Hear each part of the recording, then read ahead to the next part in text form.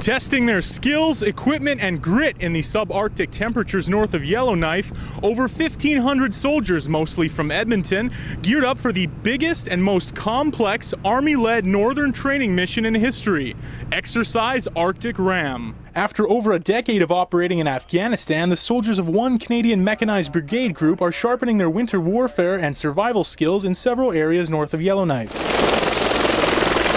Dropped off by a Griffin helicopter to observe the final ground offensive of Arctic Ram, Army Chief of Land Staff Lieutenant General Peter Devlin lauded the training mission's success. These guys and gals did great. This has been a super exercise because there's a generation of soldiers that have a wealth of experience operating in desert environments. We've been in combat for the last decade.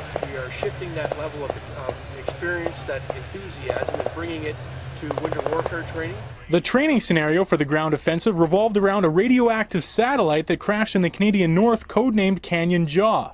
The fictional forces of North Isle are trying to escape with the satellite, but the Canadian forces are going to stop them. Working closely with the Canadian Rangers, soldiers focused on training a number of military skills in the cold Arctic climate. The paratroopers of Bravo Company and 3 Princess Patricia's Canadian Light Infantry leap from a Hercules jet at a height of 1,200 feet into the extreme wind chill that makes it feel like -40 and colder. Before they jump, they pack a toboggan full of valuable survival gear like a 10-man tent, axe, fuel, a stove, and rations. On Great Slave Lake, the 1 Combat Engineering Regiment Army divers work with the Navy Fleet clearance divers to gain skills and experience in ice diving. The divers descend a shot line 18 meters to the bottom of the lake to practice emergency drills and salvage recovery. I spent 2 days at Main Operating Base Wolf near Yellowknife to get a feel for routine on the Army base.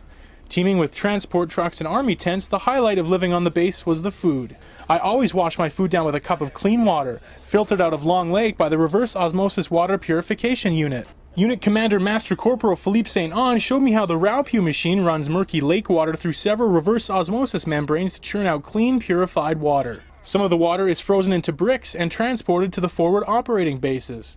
That's a new process for St. Onge, who served in 2 deployments in Afghanistan. It has its own challenges, of course, creating water in cold conditions. And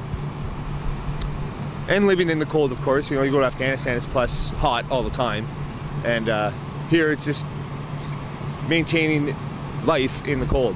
Local families came to Frame Lake to see military vehicles and weapons on display, as well as see a real paratroop jump. The Canadian Forces plan to grow their presence in the north and will return for future exercises. For Sun News, I'm Matt Dykstra.